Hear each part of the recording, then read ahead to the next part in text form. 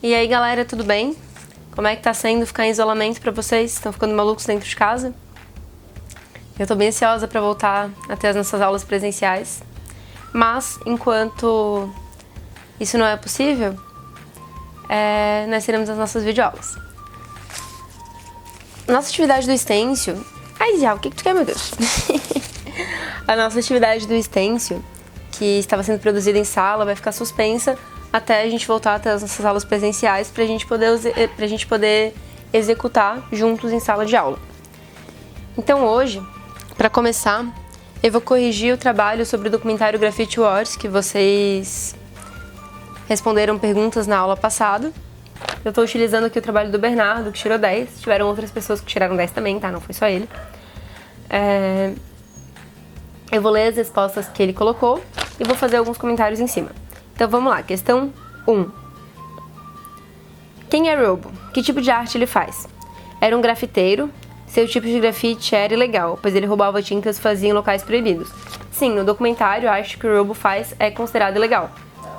Né? Ele fazia a assinatura dele em lugares onde ele não tinha autorização, então era considerado vandalismo, não era considerado arte. 2. Quem é Banksy? Que tipo de arte ele faz? O Banksy fazia um grafite legal, ele utilizava stencil. Sim, no documentário o grafite que o Banksy faz, mesmo sem ter autorização, não era considerado vandalismo, era considerado arte urbana. E ele usava o stencil para fazer o grafite. 3. No documentário, existe diferença entre arte urbana e grafite? No documentário diz que a arte urbana eram desenhos normais e permitidos, e o grafite, as assinaturas consideradas ilegais.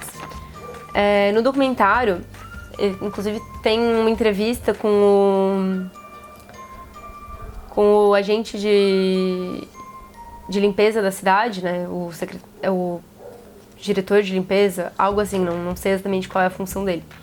Mas ele comenta que ele considera como arte urbana aquilo que é bonito e que vale dinheiro, né? Que as pessoas pagam, que vira calendário, vira capa de revista. Para ele isso é considerado arte. Agora grafite são aqueles desenhos que só deixam a cidade feia, com cara de suja. Ele fala isso. Existe a opinião dele, né? Não necessariamente a gente tem que concordar. Então, no documentário, sim, existe diferença entre arte urbana e grafite. 4. O que o Robo faz no documentário é considerado arte? Por quê? E na sua opinião? No documentário, diz que não é arte. A única arte considerada era o stencil feito pelo Banksy. Eu considero arte independente da forma, pois a forma que faziam era errada, invadiam propriedades e roubavam tintas. Mas é a maneira da pessoa se expressar. O que o Robo faz no documentário não é considerado arte, né? É considerado vandalismo, portanto que ele tem que se esconder pra fazer isso. Lembra aquela cena que ele tapa o rosto, que ele pula um muro pra pintar a ponte embaixo do canal? Então não é considerado arte. Mas, na minha opinião, e na opinião do Bernardo, aparentemente sim, é arte. Sim, essa é a opinião pessoal, né? 5. E referente ao Banksy, por quê? E qual a sua opinião? Ele fazia arte, pois as maneiras que ele utilizava eram consideradas legais. Eu acho que ambos são arte, menos os que fazem referência a crime, como abreviações de facções. O que o Banksy faz no documentário é considerado arte, né? Inclusive é preservado, né? Lembra que tem uma cena em que tem um stencil do Banksy, aí vai um outro grafiteiro lá e grafita em cima, estragando a obra dele, e daí a prefeitura restaura a obra do Banksy para preservar ela ali. Então a obra do Banksy sim é considerada arte, enquanto a do Robo não. Então, respondidas as 5 perguntas, gente. Se tiverem qualquer dúvida, podem falar comigo pelo WhatsApp ou por e-mail. No final do vídeo eu vou passar o meu contato para vocês. Então agora, pessoal, a gente vai falar um pouquinho mais sobre arte urbana, né, dando continuidade no que a gente estava discutindo ao ver o documentário. Como vocês já sabem, a arte urbana surgiu e se desenvolveu principalmente no ambiente das ruas, né? E essa característica faz com que ela não dependa de determinados espaços. Por esse motivo, esse tipo de manifestação artística acontece de uma forma mais visual, em muros, fachadas de prédio, pontes, bueiros e tal. Já na forma mais corporal, que usa o corpo como mídia, esse tipo de manifestação ocorre nas calçadas, nos parques e em terminais de ônibus. Atualmente também é possível perceber essa arte urbana em centros artísticos tradicionais, em lugares como teatros, galerias, cinemas, museus, e ela sempre teve a cidade como seu ambiente de exposição. Ela rompe com a barreira tradicional, né, daquilo que se espera que seja arte, e pode ocorrer em outros ambientes, como centros urbanos, causando assim uma democratização do seu acesso. O que quer dizer uma democratização do seu acesso? Qualquer pessoa tem acesso a essa arte. Um museu ou uma galeria de arte, muitas vezes a gente tem que pagar para entrar, ou a gente tem que se deslocar até lá para poder ter acesso a essa arte que está lá dentro. E nem todo mundo tem essa condição. E quando a arte está na rua, a gente pode dizer que tem uma democratização do acesso, porque qualquer pessoa tem acesso, qualquer pessoa pode viver, né? Não só quem tem condição de ir até o local onde essa arte foi colocada e pagar para entrar nesse lugar. Vocês entendem isso? Como a gente falou nas últimas aulas, né, no final da década de 90, a arte urbana passou a utilizar outras técnicas. Manifestações desse tipo de arte que eram, em maior parte, né, feitas em vagões de trens e muros, ganharam as fachadas de prédios, as praças e os semáforos. E nesse período a arte urbana também se misturou com a dança e com a música em geral. A gente vai ver mais adiante que a arte pode ser feita, inclusive, sem tinta ou ferramentas que são tipicamente destinadas para o uso artístico. Como, por exemplo, o spray, pincel e rolos de tintas, né?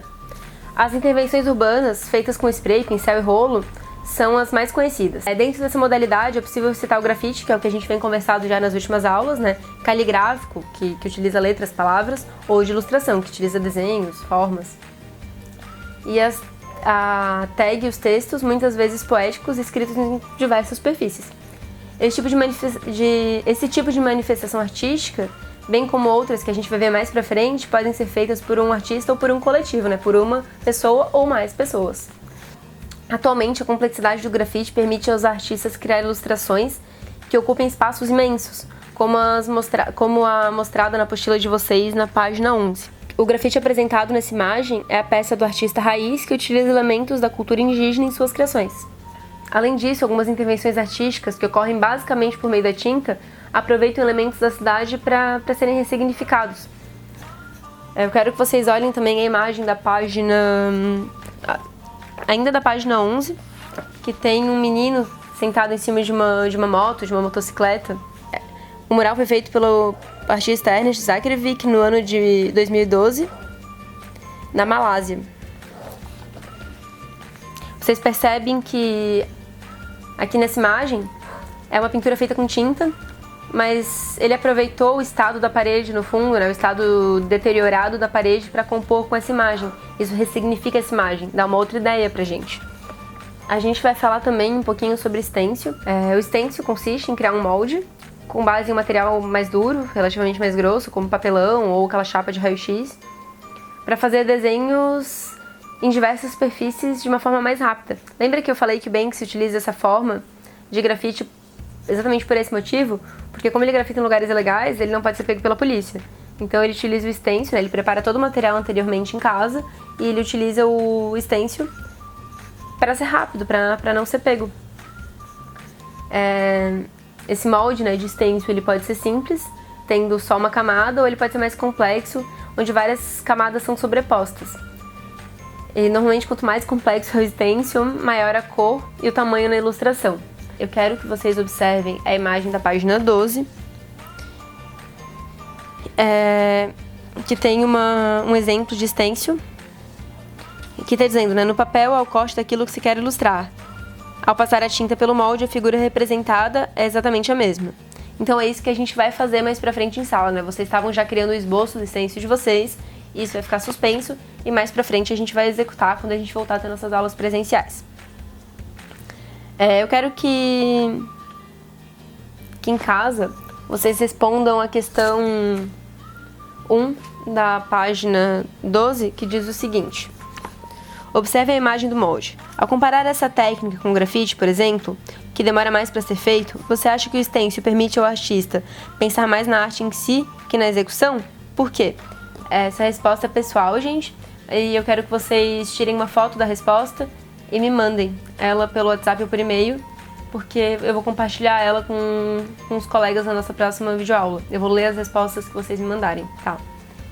Uma das maiores características do stencil, uma das mais marcantes características do stencil, é o fato de que ele pode ser feito em duas partes, sendo a primeira a elaboração da peça, né, a criação da arte, que é o que vocês estavam fazendo na aula passada, e depois o recorte da forma, e por último, na execução em si, que você vai colocar esse molde numa superfície para grafitar. Com isso, o artista pode pensar em sossega, cara. Com isso, o artista pode pensar em detalhes diversos, verificar a relação dos elementos, recomeçar a elaboração da peça. E essas possibilidades do stencil não acontecem da mesma forma no grafite. Porque o grafite é feito na hora, né? Você tá ali pensando na arte, colocando ela em prática. Você não tem todo o tempo de preparo prévio que o stencil proporciona. No Brasil, a gente pode citar a grafiteira Beth Nóbrega. Ela trabalha com arte gráfica há mais de 30 anos e ela também ministra cursos voltados para a arte urbana e tem peças expostas no exterior. A artista é formada em desenho industrial e ela desenvolveu oficinas, né, visando resgatar a autonomia de jovens e adultos por meio da valorização do trabalho e das vivências criativas. Vocês podem observar na página 12 também uma imagem da Beth Nóbrega, né, colocando seu trabalho em prática. Sobre a figura aqui na apostila diz o seguinte: as figuras de animais são temas centrais de alguns stencils da Beth Nóbrega. Além disso, suas peças costumam trazer mensagens positivas. A gente vai falar nessa aula também sobre o lambe-lambe, que é o nome dado a uma técnica que consiste na criação de cartazes para serem colados em muros, em postes, bancos, em ambientes externos. E inclusive os artistas do lambe-lambe produzem muitas vezes a própria cola que vai ser utilizada, porque é mais barato do que comprar a cola pronta. E o conteúdo do lambe-lambe geralmente é poético, de alguma forma, ou ele é crítico, ele está criticando alguma coisa. Da mesma forma que o grafite e o stencil, o tamanho e as cores são bastante diversificadas, né? Ele pode ser feito de vários tamanhos, várias cores, dependendo da intenção do artista. Essa técnica de colar cartazes surgiu com o desenvolvimento da imprensa, ali pelo século XIX, e o lambe-lambe, como se conhece hoje, se configurou de uma forma artística ali por volta dos anos 90. E da mesma forma que acontece com o stencil, o ato de fazer um lambe-lambe permite que o artista pense e foque mais na concepção, né, na criação da ideia daquela arte do que na execução. Atualmente, com o desenvolvimento de máquinas de impressão, o surgimento de técnicas e o barateamento de diversos produtos, o lambe-lambe tem atingido outras dimensões e complexidades. Aqui no Brasil, entre os diversos artistas que trabalham com essa técnica, tem o coletivo Paulestinos, formado por Átila Fragoso e Renoir Santos, que são dois nordestinos que moram em São Paulo, e eles produzem um lambe-lambe com uma estética bem simples, geralmente em preto e branco, e que explora as possibilidades linguísticas nessas criações. Então agora vocês vão responder a atividade 1 e 2 da apostila, que diz o seguinte, né? A 1 tá pedindo para vocês compararem a função do lambe-lambe com a de uma propaganda e responder se essas manifestações possuem a mesma finalidade, e para justificar a resposta. E a 2, qual é a diferença entre um stencil e um lambe-lambe? Galerinha, acho que por hoje é isso. Eu vou encerrar nossa aula por aqui. Eu já falei um monte. E não esqueçam de me mandar a atividade da página 12. Mandem uma foto pro meu e-mail ou WhatsApp. E da página 14. Tá? Pra gente compartilhar as respostas na aula que vem. E eu vou anotar quem me mandar, tá? Me mandem mesmo a resposta. Vocês são os enrolantes. E é isso, qualquer dúvida eu tô à disposição, tá? Na segunda e terça-feira, das 7h30 às 11h55. E é isso, galera, uma boa semana pra vocês. E nos vemos semana que vem na nossa próxima videoaula. Tchau, tchau!